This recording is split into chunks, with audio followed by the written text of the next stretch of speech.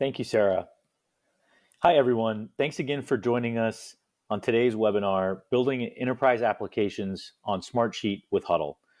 My name is Zaid Omar, and I'm the Vice President of Kronos Consulting Group.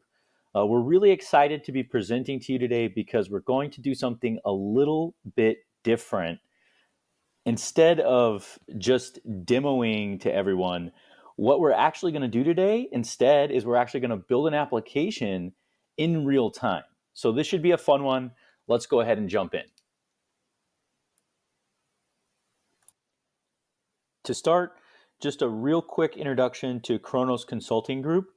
Kronos is a platinum level Smartsheet partner providing professional support services. We're also a member of the Smartsheet Product Advisory Council, so we're really tied into all those things happening in the Smartsheet ecosystem.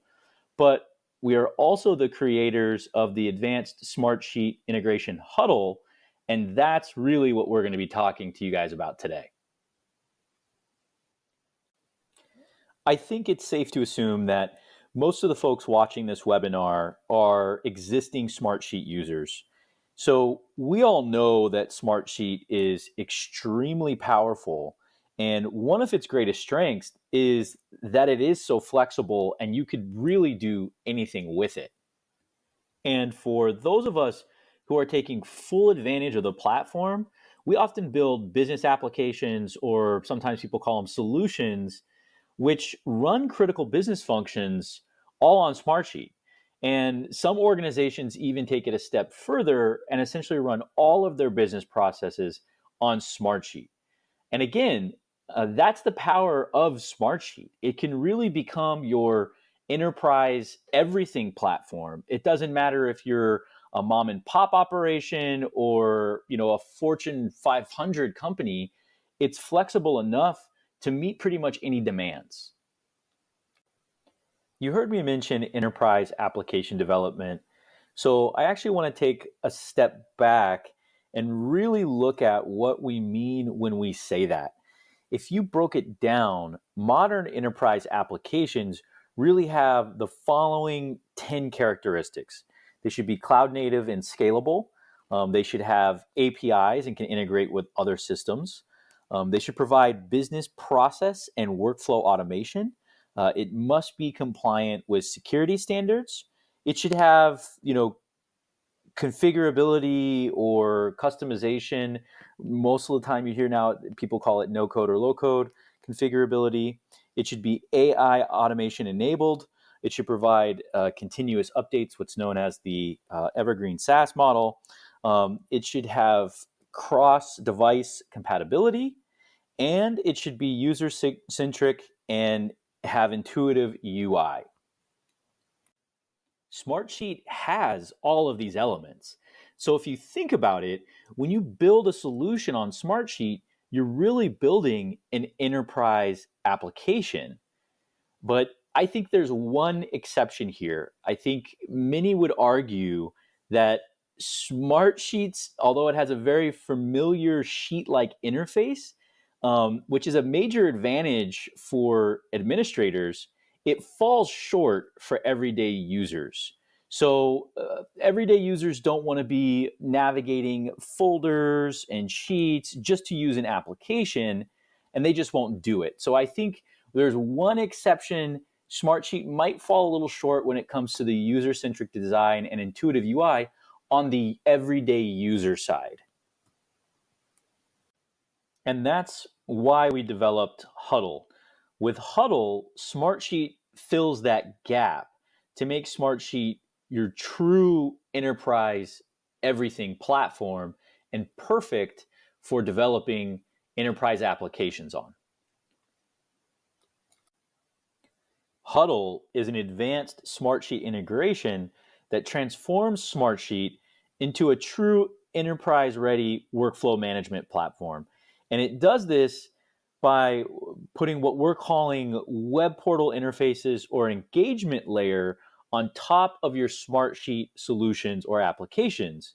So your everyday user no longer has to navigate through sheets and folders just to use an application. They can now find all their work in one centralized, easy to use location.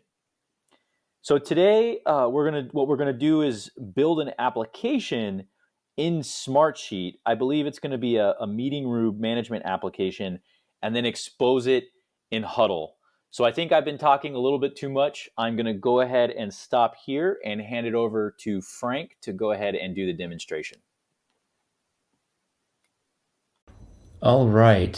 Thank you so much for that great intro. Hello, everybody. My name is Frank Gerasi, and I am excited to share Huddle and specifically portals with you guys today. So, we're going to walk through a use case where we might have a conference room reservation system in our organization. So, maybe some kind of a page that has the ability to see all of the different conference rooms and then make a selection, make the request, have that request be approved, and then continue to go about my day. So you're looking at Smartsheet. This is nothing new. Smartsheet's awesome. We love it. We want to add a couple of things to it, but I want to point out that we're in the workspace section of this demo account, and you'll notice a bunch of funny looking things in here, but there's nothing in here for a conference room request management system. So I'm going to go ahead and switch over to Huddle. And during this demo, I will be switching back and forth between both Huddle and Smartsheet. Huddle is an integration. While it's a separate site, it's an integration with Smartsheet. All of the data lives in Smartsheet. Huddle is just an extension that allows us to visually build pages to show information. So to get started, I'm going to click on Create a New Portal, and I will call this portal, I'll wrap it with braces. So we have demo conference request, we'll call it. And we'll just remove the demo from the URL. When you create a portal, we have the ability to add existing content. So if you had previously imported content or linked content to Huddle, you can access it here. Or you can choose from a predefined set of modules. We're always adding to this list. So this right now, we have 4 different templates. For this particular use case, I'm going to select request management.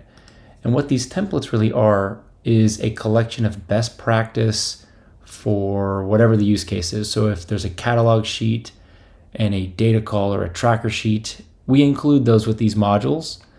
And when you provision the portal, I'll switch back over to Smartsheet and between Huddle. So once this actually completes, maybe I'll switch over there so I'm not preemptively doing that. But let's see. It's always slow on a demo. I apologize. All right, we got the notice that it's been created. I'll reload my Smartsheet space, and you'll see that Huddle has programmatically created our demo conference request workspace. And in that workspace, you'll find a folder that has a request catalog sheet and a request tracker sheet. Now, each one of these sheets serves a purpose in our solution. And obviously, within Smartsheet, we can expand upon the capabilities of this. But right out of the box, the portal needs some of these data sources in order to function. And, we're all Smartsheet users. We know that we can create metric sheets and charts, reports, and graphs that we could put up on a dashboard to show the number of requests, the number of groups making the requests, all those amazing different metrics we can pull from this. We're actually not going to build any of that stuff today on this demo. We're actually going to just focus on the portal. So as you can see, when the portal was provisioned, it created the artifacts that we need in order to give it the data it needs to work properly. So I'm going to open up that request catalog sheet, and you'll see that there are a few columns in here that we've identified. I do have another screen that has some pre-baked content. So here we go. We have a bunch of data now in our catalog sheet that we can use to select from. I'm going to go ahead and just kind of do some formatting stuff here really quick. Obviously, this is a very fast spin up of a predefined template where we're loading some data in there. We may want to do things where there's some conditional formatting, some sheet summary stuff, some cross-sheet references, maybe automations, etc. But just for this demo, we are going to focus on setting up the portal. I'm going to switch back and let's open it up. So let's see what the portal actually looks like. So here we go. Right out of the box, you get a blue theme with a sort of a page layout that's got some stuff here. Now, all of this is pulling data from Smartsheet right away. So just kind of letting you guys know that this is looks like a website. I'll see if I can shrink this down for you as well. It's all mobile responsive as well. So on a mobile phone, it stacks. On a tablet, it fits. And on a desktop, it looks great. Let's go back in and configure our portal. So first things first, let's do settings. So we already have a portal name, a URL. Let's go ahead and pick a logo. I'm going to pick a logo that some of us might know and run.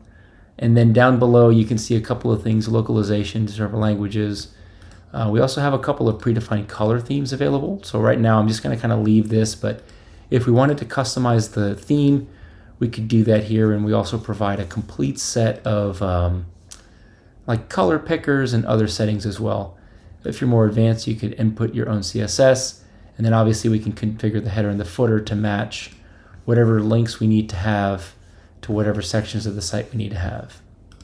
I'm going to focus solely on provisioning these pages so we can walk through the use case.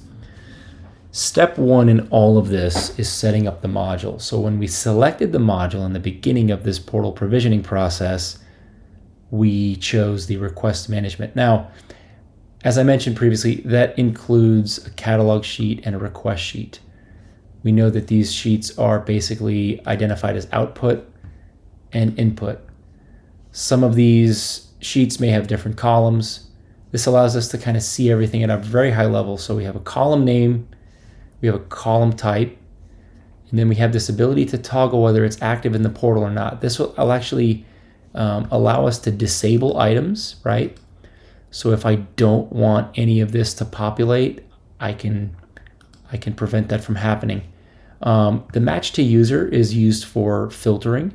So similar to how you would set up a report in Smartsheet where you would filter by current user, that's similar to that functionality. So you could see it's looking for contact list types. So we have a created by, we have an assigned to, which I'll enable here. Additionally, we have filtering columns.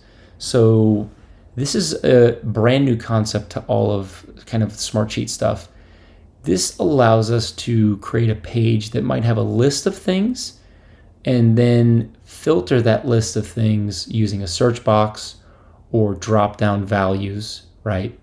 And in this enable filtering column, we can basically turn those on. So for this demo, I'll turn on category and subcategory. I don't think I've put anything else either. All right, so that's configuring the sheet columns first. Next, we'll move over to form configuration. Now, form configuration allows us to capture inputs or requests. So in this demo, we're gonna take conference room reservation requests.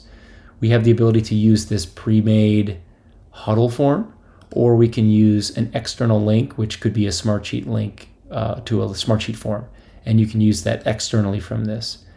The one benefit of using the Huddle form is that we are basically creating sheets in a relational sense. So my form for capturing those requests might have request title, but catalog ID, the user might not know that. But if they're looking at a particular page coming from a row that has a catalog ID associated to it, I can map data from one sheet to another, which would disable it from the form, but behind the scenes pass that data through. So I'm actually going to go ahead and do that for a couple of these. I'll leave requester name and email open just because in this demo we're not going to do the full, complete implementation where we can automate a lot of this stuff. Request date will take away, status will take away, priority will leave, assigned to, response time, resolution, comments, notes will leave. We'll turn off a few of these things, and then I'll save my form. And then finally, in the module settings area, we can see the two sheets that we have. And as we use this module throughout the site and use different widgets to display the data coming from these sheets, we need to identify the basic data that would be used for titles. So in the catalog, I would say the catalog item is the title. The description matches pretty well. Category and date, I'll just choose that one. Let's go down here and say request title. I will say comments, most likely for this column. Let's give this one priority, and then also request date. Now what I've done is basically map these columns to these output. I've mapped these columns to these sort of widget display data points. So we know that if I use a widget that has a title, it's going to say the title is this. It's perfect. All right. Going back to the portal, nothing's changed. Let's start with the listing page. So I'm going to go ahead and open this up in a new page. You can see that there is nothing here and it's not even formatted. So I'm going to go in and edit this. I'm going to throw some really quick stuff in here. All right, get that out of the way. And then here you can see a row and column system. This is following, general CSS grid frameworks. It's a very simple drag and drop page builder. I'm able to basically set up my columns so that for any different type of device, we can have mobile, tablet, etc. I can specify different widths. So if I say that on a larger screen, this might be half width, and on the smaller screen, it will be full width. You can see that my column has changed here. I can add a new column. I could say this one's 4. I could add a new column and say, let's say this one's 2 wide. That'll stack all these things up appropriately. The one cool thing here is that I'll add a simple list widget, which I'll kind of go into in a second here. But we can then drag and drop widgets from column to column. It's pretty cool. Very simple, no code page editor. I'm going to go ahead and basically reset my settings. So when I'm in a column, I can click add a widget, which would pop up this sort of select a widget component. We give you guys a predefined set of a bunch of different widgets for different purposes. They display data, they capture updates, they do different things. They basically support your use cases. For this example, I'm going to go ahead and select the list widget. That list widget is going to open up with a couple of different settings. So right out of the gate, there's nothing here. I need to select a data source right out of the gate. So first up, we only really have the one, but then I'm going to come in here and say that my catalog sheet is going to be the source for this list. I'll go ahead and create that right here. Maybe I'll say conference room request catalog, maybe. Then in here, I can do a couple of other predefined things like select a sort column. Let's say let's sort it by the name, sort direction, ascending. Yeah, let's enable search on this page. Let's enable paging. And then let's assume that if somebody selects an item from this page, it need to go somewhere. So we need to select a detail page destination. When we provision the portal, knowing the module, we have to, it automatically knows to create a list and a detail page. So we'll point them to that page automatically. That is pretty much it when you set this up. There are some additional styling things. You can add icons or text colors with these color pickers. There's custom actions that don't really apply to lists, but filtering, if we wanted to, before it hits the screen, like on the system side, we can filter using grouped filters similar to the report builder. On Smartsheet, we can do time-based. So if we want to say that we had the ability to capture reservations for particular rooms, we can filter out that data using these time-based filters. And then ultimately, the last filter in these set of filters is similar to that current user filter on reports. So here I would probably match my column to this, which means the logged in user would only see data specific to them. All that said, I'm going to go ahead and save the page so we can go ahead and see it. So let's jump back to that empty page from before. We'll reload this. And now you can see that I have a bunch of different information here. Obviously, I can continue to style this. So if I wanted to come here, I could probably add a class and say this is a card. This will just give it a nice little white background for this demo. But basically, here you go. All right. So in here, you can see that we have our sheet that has 20 rows, and we have all of the rows showing here, right? The one thing that I forgot to tell you guys was items per page. Let's do 10. Let's split that list in half. Going back here, I'll reload the page. Now you'll see that it's going to cut that list in half and page them. So I can have sort of the ability to kind of scroll through different pages. Kind of cleans up my view a little bit. Obviously, we can go back and do some more custom styling, which I sometimes I get a little excited doing, you know. Let's just do one more quick thing here. See if we can't make this look just a little bit better. All right. So looking at this, we have a couple of cards here that kind of show the title, the description, and then it'll link out to that detail page. I can also flip over to a list. I can search for, let's say, room L. That's not on this page, but it's going to find it. Room S. Oh, look at that. It's going to find room M and S because this may have room S in that description or another component here. Let's go ahead and filter by category. So we have conference rooms, we have meeting rooms, we have board rooms. This allows us to really drill down to specific multi sort of faceted filtering here. So if I wanted to do, let's see, conference, or actually that's a silly one. That's all the titles are conference, so that's not going to work. But let's say we do video, right? So I've been able to kind of apply several layers of filtering to narrow down to these two. If I want to go ahead and make a reservation, let's go ahead and click view. You're going to see an empty page. So first off, same experience. Pages out of the box don't have all of the different widgets, but as you can see, it's absolutely no code to get this done. I'm going to go ahead and add these classes again. I'll remove the title, and since this is a detail page in the page information, we do want to select the detail module. So I'm just aligning it to that catalog sheet where all this data is coming from. So let's go ahead and save that. And then as we saw previously, we have that same row and column set up. I'm going to try to get a little fancy here. Keep in mind that I'm trying to do this as fast as possible, so it's not going to be the best. We have a title widget here. It's got the ability to kind of either have some hard-coded title, where I could type in welcome to Huddle or welcome to the request page, right?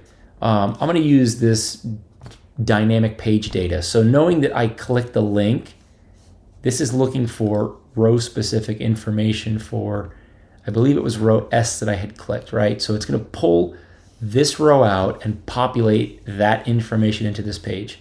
So I can use that for filtering, for dynamic data output.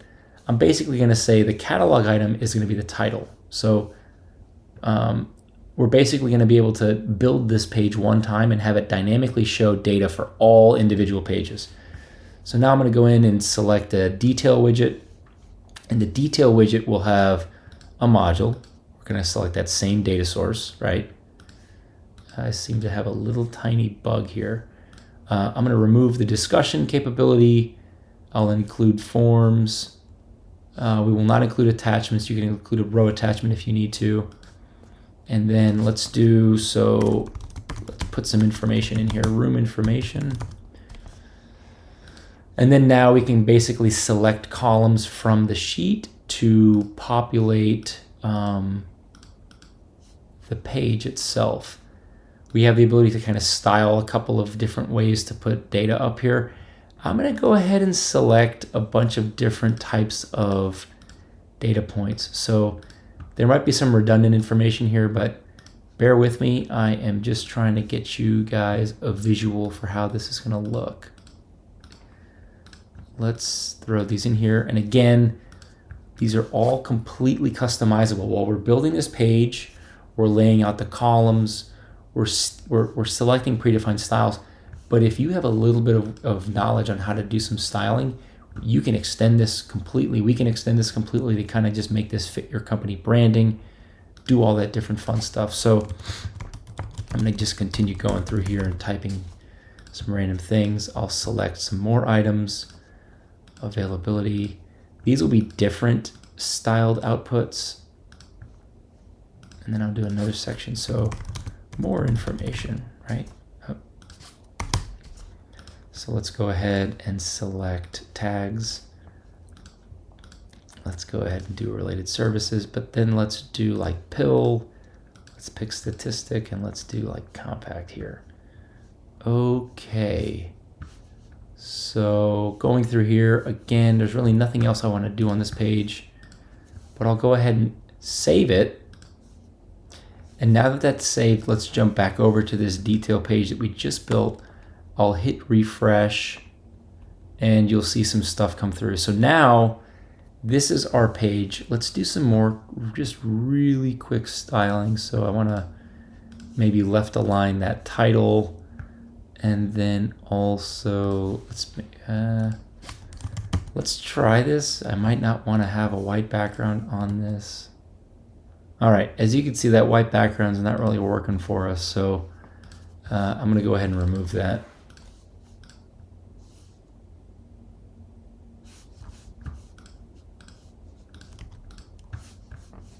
And then switch back over.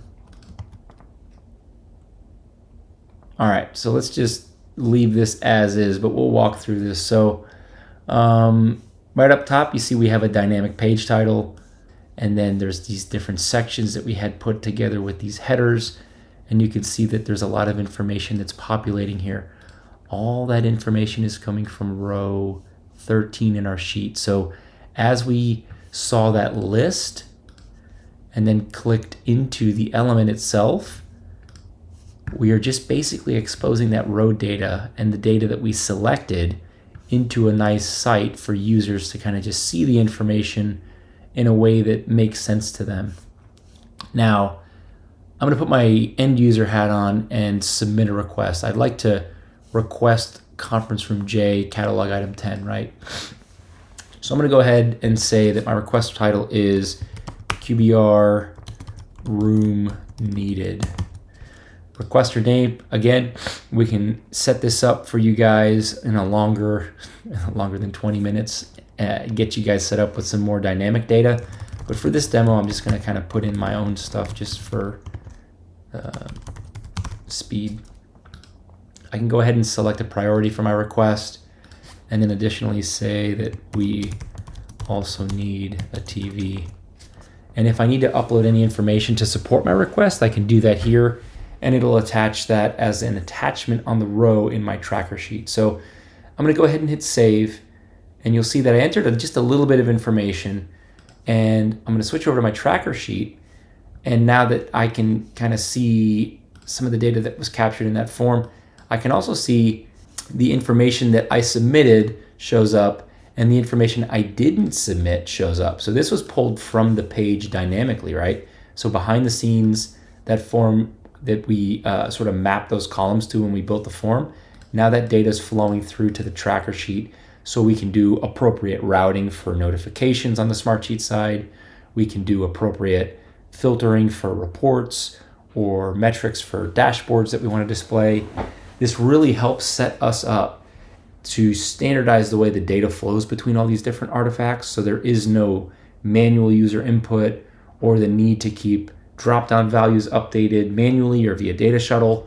This allows us to pull data and sort of treat these sheets relationally so that the data flows and the system flows that data for us. So the integrity is intact and visibility is kind of brought to light as we are able to share this across many, many sheets. So once my request has been made, you see it in the tracker. Now, ideally on the Smartsheet side, we would set up a couple of workflows for maybe there's an approval or a review or an assignment. We know that somebody who is part of category conference room gets routed to Linda, and Linda then goes and says, yep, I can get that ready for you by that date, no problem, it's on my list. Let's assume that that was assigned. But in this case, let's assign it to, this is a brand new sheet, so this isn't set up, but let's assign it to Demo Dynamo, right? That's the user that I am logged in with. Let's also set up a pretend secondary submission and assign it to Frank. So now you guys have seen our list page to output a list of rows from a sheet, filtering, searching, viewing individual row data as a detail page. Let's switch over and show how we can handle those requests from within Huddle as well. So this is the home page. One of the things that we didn't really cover were some of these other widgets, but when you spin up a page, you get a hero widget. And a hero widget is basically just a big title, big bold background, and a subheader. You can apply a background image, you can do overlays, so we can really extend this so that we have the ability to make this page really look like ourselves, or our branding, or whatever we're trying to do here. So I am going to quickly just kind of jump in and grab an image really quick. Okay, so I just pulled an image from another site. I'm going to go ahead and save this, update this, so you can see that, with no code, we can actually extend this to make this look better. If we have banner images that align with our brand guidelines, we can do that as well. Additionally, in the theme section, we're able to change the fonts to match our fonts and color palette to match our color palette and so on. I'm not going to spend too much time styling because I'm approaching my time limit here, but I do want to show everybody this approval widget. So let's put the hat on of, maybe it was Linda that managed the conference room request, right? She's got to get it ready. So I'm going to go ahead and select a new type of widget. We have one called approvals. And an approval widget is a really streamlined way to capture things from actionable sheets, action item sheets, trackers, data call trackers, stuff like that. So let's say that we want to pull this in from the tracker. I would like to say conference room request. Now, in this sheet, we want to basically identify what the status column is, and then what the open status is, which I believe is open, and then the closed status is closed. We're going to use this information to sort of filter what's displayed here. Next, in data and filtering, I will show you that in a second. Actually, I want to save this to kind of show you guys what's going on. So we have changed the layout of the site. So now that there's a little bit more here, the one thing that I do want to do really quick is add a little bit of a card background to this.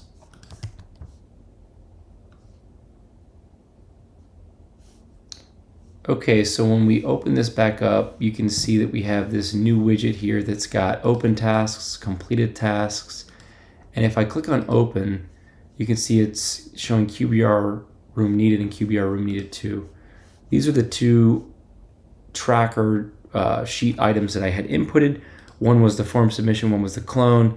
We've assigned them to these two different people. You're seeing both of them because I haven't set up any filters. But let's go ahead and set up a filter to just kind of show how this works. So let's say I wanted to filter by, catalog item ID. We would say equals maybe 10, and that would filter out based off catalog item ID. They're both 10, so that's not going to work here. So I'll remove that grouping. But let's filter by user. So I want to use my logged in user as the basis for the filter. We just need to identify the column that it's assigned to. So in this case, it's the assigned to column. Now that when I save this and I reload this page, I will only see items that are assigned to me specifically. So now you can go back. I'm logged in as Demo Dynamo, and what happens is that filter gets applied and I'm only seeing my QBR room needed. So I'll click on View, and you can see that I have a couple of different items here. So I see the title, there's a date, and there's a little bit more setup that we could have done on the back end, but a simple description to say this, and then discussions around these requests. So I can say, do you also need coffee? And I'll go ahead and submit this. You can see my comment's been posted. And as mentioned before, we don't take anything away or, really bypass anything in Smartsheet. We think Smartsheet's amazing, so we built stuff to support it. So now on that same request that came in, you can see that conversation is being tracked on the conversation item. Additionally, if I had uploaded attachments to my form to request that room, they would be attached to the attachment section for this row as well. Another really cool feature that we had another customer kind of bring to our attention that they wanted was the ability to create a form that has the ability to upload images to each individual cell. So we're able to kind of extend that form capability by allowing uploads for each individual cell, which would apply that image to it. Pretty cool stuff that we can do here. But at a minimum, once this request is done, maybe I'm going to say, okay, this is approved. I got this taken care of. I would hit this to close it out. It's going to slide it off my open task list, and eventually it'll pop into my completed task list. But I'm going to jump back over to my sheet, and actually you just saw it right there. The status updated to approve, which means that it is done. It's off my list. And now through automations or other things, we can move this around or do different things. And maybe on the portal, we can find a few more pages to kind of support those things. But that is a extremely fast overview of how to set up a portal for a use case such as conference room requests. So a lot of stuff going on here, but in about 30 minutes, we were able to not only get this portal set up, but get some of the Smartsheet components set up right out of the box with no customization or anything else. Again, these portals are easy and flexible to set up, no coding skills required, and they are mobile responsive. So again, my name's Frank. Thank you so much for watching this demo, and I'm going to pass it back. Thanks.